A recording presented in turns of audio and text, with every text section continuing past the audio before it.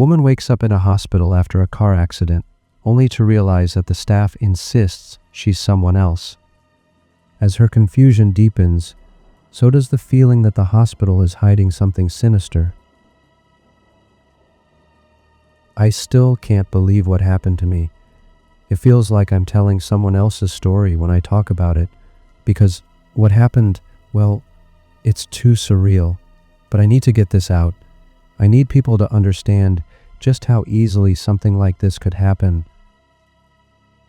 It all started with a car accident. I don't remember much from the accident itself, just that it happened on a rainy evening. One moment I was on my way home from work, the next I woke up in a hospital bed. The first thing that hit me wasn't pain, though, it was the overwhelming feeling of confusion. I was in a room I didn't recognize, surrounded by beeping machines. The sterile smell of the hospital hit me right away, but something didn't feel right. My body was aching, but not just from the accident. It felt like my body was wrong. I couldn't move it the way I used to. I had this strange, disconnected feeling, like I was floating outside of myself. The more I tried to move, the more I realized something wasn't right. There were tubes in my arms, and my breathing felt shallow. My head was foggy. My memory was a blank slate. I couldn't remember how I got there, who had brought me in, or what had happened. I called out for someone. I think I was trying to speak, but my voice sounded so weak, like it didn't belong to me. Finally, a nurse came in. She looked like she had been through a long shift, but she smiled when she saw I was awake. "Hey there, you're in the hospital," she said, like it was supposed to be comforting. "You've been unconscious for a few days after a pretty serious accident. You've been through a lot, but you're gonna be okay." I just nodded, trying to take it in. But something about her words didn't settle right with me. Something was off. A few more nurses and doctors came in after that, doing their rounds. They seemed to be in a hurry, and I was just there. I couldn't focus on any one thing for too long. My head was spinning. Then, later that night, I overheard something that made my blood run cold. I wasn't supposed to hear it, but my room was so quiet. The nurse didn't know I was still awake when she spoke to the doctor.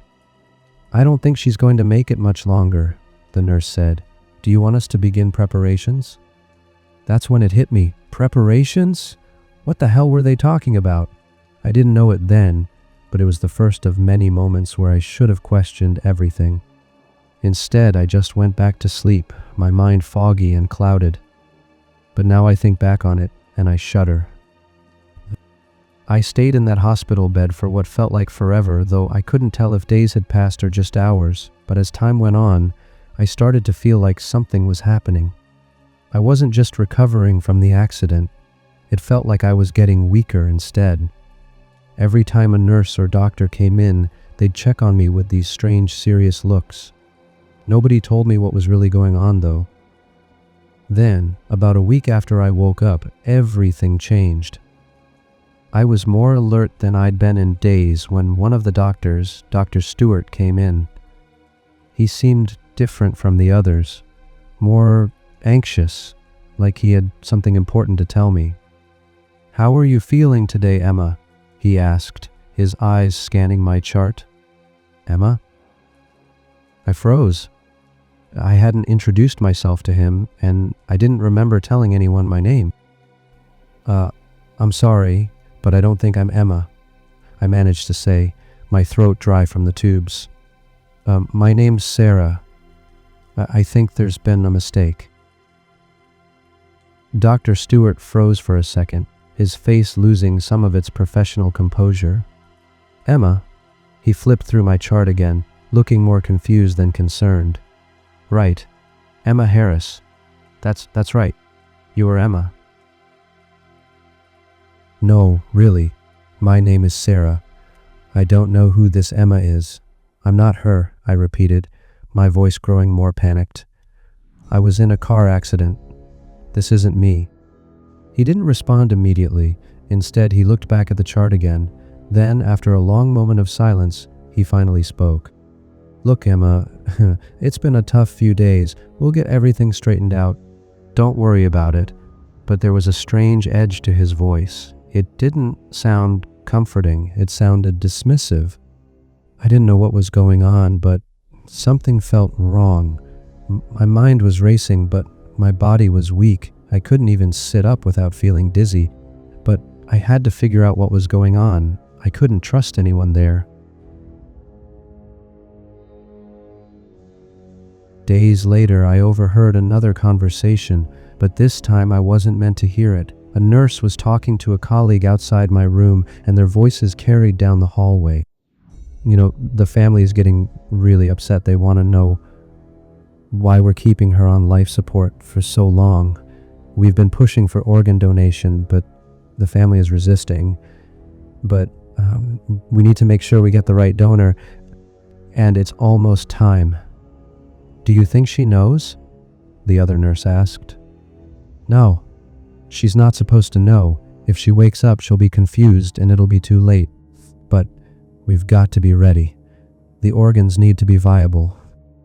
I couldn't breathe, I couldn't move. I wanted to scream, but my throat felt like it was full of glass. Organ donation.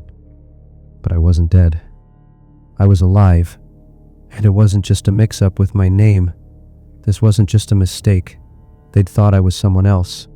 Someone who had died from terminal cancer, and they had started the process to harvest my organs. It was then that I realized what had happened. Somehow, some way, my identity had been swapped with someone else's.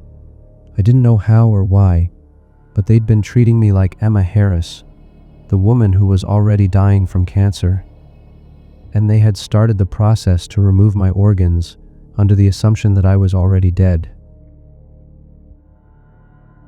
The thought of what they were doing to me, what they had done to me, made my stomach churn.